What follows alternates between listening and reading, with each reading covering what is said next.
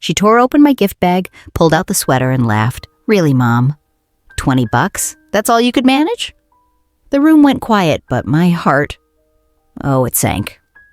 She didn't know what I'd tucked into the pocket. She didn't know that hidden behind the cheap present was something worth $200,000. Tell me, have you ever been judged too quickly, only for the truth to shock them later? Stay with me. This isn't just about money. It's about lessons and a twist she never saw coming. It was my daughter's birthday, and the house was full of laughter, clinking glasses, and the smell of cake cooling on the counter. Family gathered around, friends chatting in the living room, balloons bobbing near the ceiling. It should have been a perfect day. I had spent weeks thinking about what to give her. She was 32 now, with a nice job, a nice house, and a taste for the finer things in life. Designer shoes, expensive handbags, dinners that cost more than my monthly grocery bill. I couldn't compete with that. I didn't even try. So I walked into a little department store and found a simple sweater.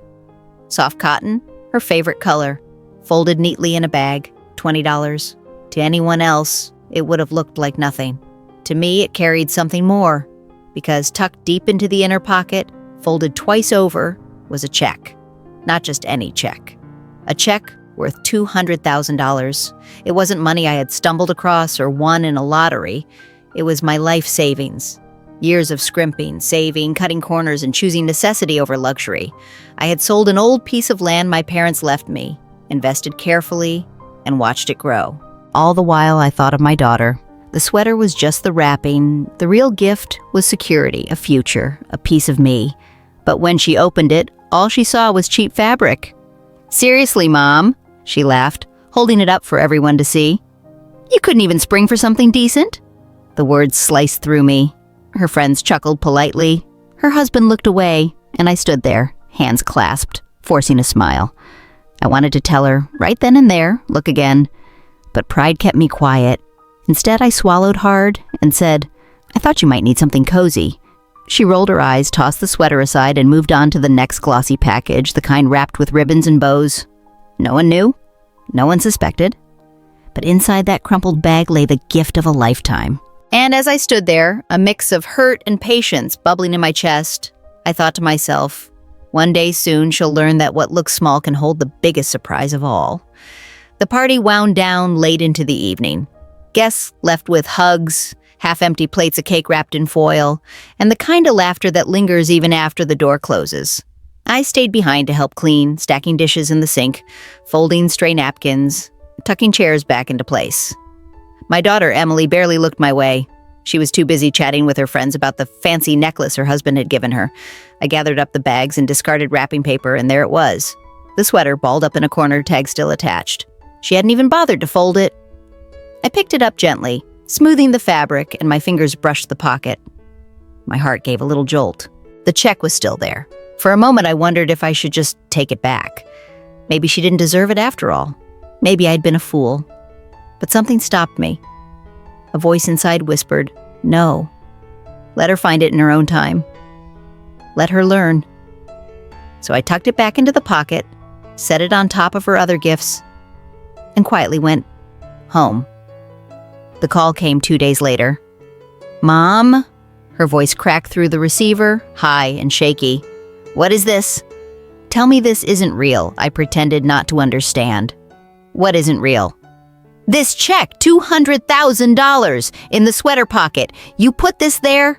I closed my eyes, imagining her face. Shock, confusion, maybe even a little shame. Yes, I said softly. It's real. Silence stretched on the line, broken only by her uneven breathing. Finally, she whispered, Why? Why would you do this?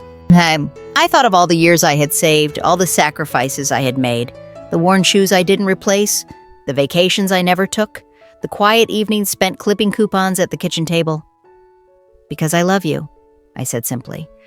Because I wanted you to have something that lasts. Not just things you can wear or show off, something that could build a future. There was another pause, longer this time, and then, so faint I almost missed it. Her voice cracked. I'm sorry, Mom. Her words carried weight. Not just an apology for mocking the gift, But for all the little ways she had brushed me aside, underestimated me, measured love in price tags instead of patience. I felt my throat tighten, but I didn't let her hear the tears in my voice. It's not about the money, Emily. It never was.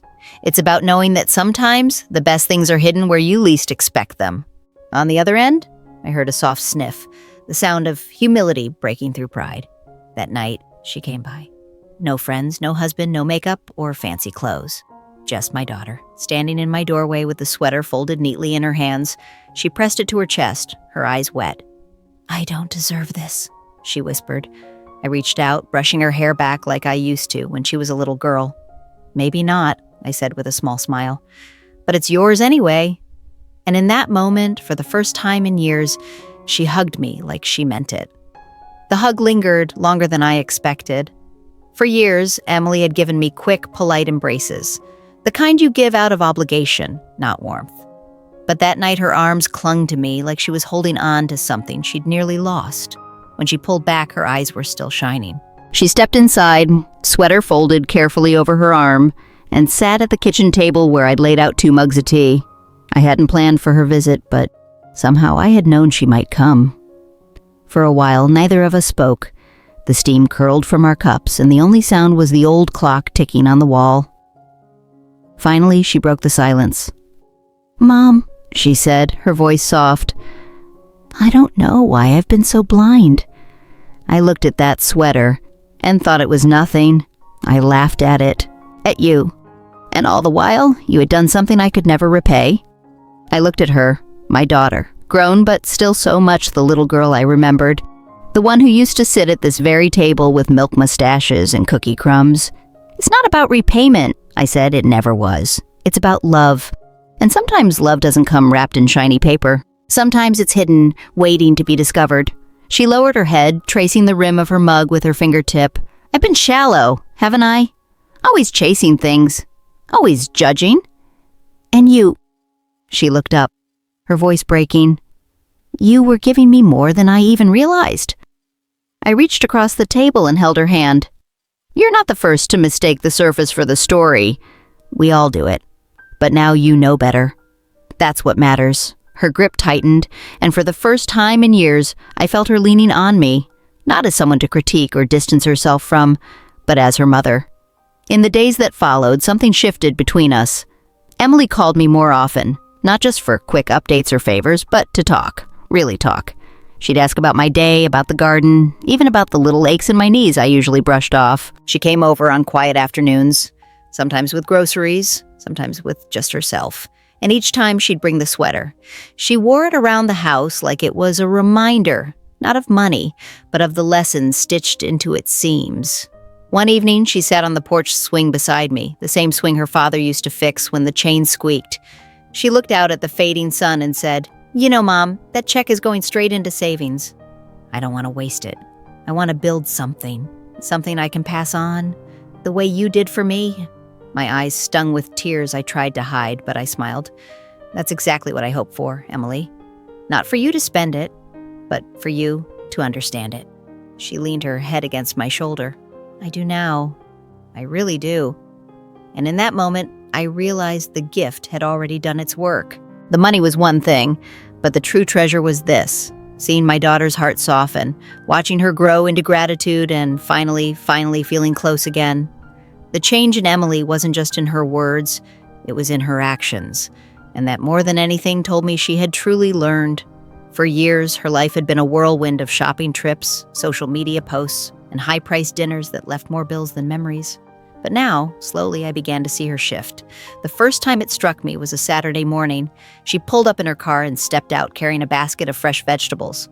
"I stopped by the farmer's market," she said with a smile. "Thought you might like some tomatoes for your soup." It wasn't just the groceries. It was her staying for the soup, sitting in my kitchen, chopping onions beside me, laughing through watery eyes, as if she hadn't done that in decades. Another time, she called to ask if I needed help with repairs around the house. "I can call a handyman," she offered quickly, then caught herself. "Actually, maybe I'll come over and help." I could use the practice. True to her word, she showed up in jeans and an old t-shirt, hair pulled back, ready to sand the porch railing. I watched her work, clumsy at first, but determined. And I realized it wasn't about the railing. It was about her showing up, choosing to be present in a way she hadn't before. The check, she told me, was still untouched. She had opened a special account for it, determined to grow it, protect it, and treat it with the respect it deserved. "It's not just money," she said one evening. "It's your years, your sacrifices. I don't want to squander that." Her husband noticed the change, too. Over dinner one night, he pulled me aside and whispered, "I don't know what you did, but thank you. She's calmer, happier, less restless." I smiled. "It wasn't me," I said quietly. "It was the lesson." And still, Emily surprised me. She started volunteering at the community center on weekends, helping with food drives and tutoring kids after school. When I asked her why, she shrugged. "It feels good to give something that isn't wrapped in paper." Maybe that's the real gift you gave me. I can't describe the pride I felt. Not pride in the money, not even in the sweater, but in seeing my daughter grow into someone who valued more than price tags. Someone who understood that true wealth wasn't measured in handbags or vacations. It was measured in kindness, in presence, in love. One evening, as we sat on the porch swing again, Emily looked out at the fading light and said, "Mom, I used to think you didn't understand me. That you were stuck in your simple ways while I was living in the real world. But now I see it was the other way around. You understood life. I was the one who didn't." Her words wrapped around me like a blanket. For so long, I had wondered if she'd ever truly see me. Not just as the woman who raised her, but as a person with her own story, her own sacrifices. And now, in that moment, I knew she did. The real turning point came a few months later on a quiet Sunday afternoon. Emily called and asked me to come over. Her voice was calm, steady, different from the rushed, distracted tones I was used to. When I arrived, she greeted me at the door. No grand parties, no friends buzzing around, just her, her husband, and a quiet table set for 3. We ate a simple meal together, roast chicken and vegetables, nothing extravagant, but full of warmth. And when the plates were cleared, Emily disappeared into the other room and came back carrying a small box. She placed it in front of me. "Open it," she said softly. Inside was a framed photograph, one I hadn't seen in years. It was of me, much younger, holding her in my arms on her first birthday. My hair was messy, my dress was plain, but my smile was wide, and she was reaching out for me with chubby little hands. I blinked, my throat tightening. "Where did you find this?" "I was going through some old albums," she said. I realized, you've always given me everything that mattered. Not money, not things, but love, presence, sacrifice. And I never really saw it. Until now, tears filled my eyes before I could stop them. She reached across the table and took my hands in hers. "Mom," she whispered, "that check you gave me, it changed more than my bank account. It changed me. It made me see you differently. And I want you to know I'm grateful, not just for the money, for everything, for you." For a long moment, I couldn't speak. My chest ached with a mixture of sorrow and joy. Of all the years I had felt invisible suddenly turning into this one moment of being fully seen, I squeezed her hands. "Emily, I didn't give you that check to change you. I gave it because I love you and because I wanted you to be secure. The rest is your gift back to me." She leaned forward and hugged me tightly, her voice muffled against my shoulder. "I don't ever want to take you for granted again." And I believed her. From that day on, our relationship was different. She called more often, not out of obligation, but out of desire. She invited me over for Sunday dinners, asked me to teach her my old recipes, even started asking for advice on things she used to think I couldn't understand. I no longer felt like a guest in my daughter's life. I felt like a part of it again. The sweater, surprisingly, became a symbol. She wore it often, sometimes even to family gatherings, and every time she did, she'd smile at me across the room, as if to say, "I remember. I won't forget." The money still sat mostly untouched, but that didn't matter. What mattered was the bond it restored, the respect it planted, the love it renewed. And as I sat with her one evening, watching her laugh with her husband, I thought, sometimes the greatest gifts aren't the ones wrapped in paper. They're the ones that unwrap the heart. Looking back, I realized that little sweater did more than hold a check. It held a lesson. My daughter thought she was getting a $20 gift. But what she really received was the reminder that love, sacrifice, and trust often hide in the simplest places. The money mattered less than the change it sparked in her heart. And for me, that was the true reward. Not the look on her face when she saw the number on the check, but the way she now sees me, with respect, with gratitude, with love.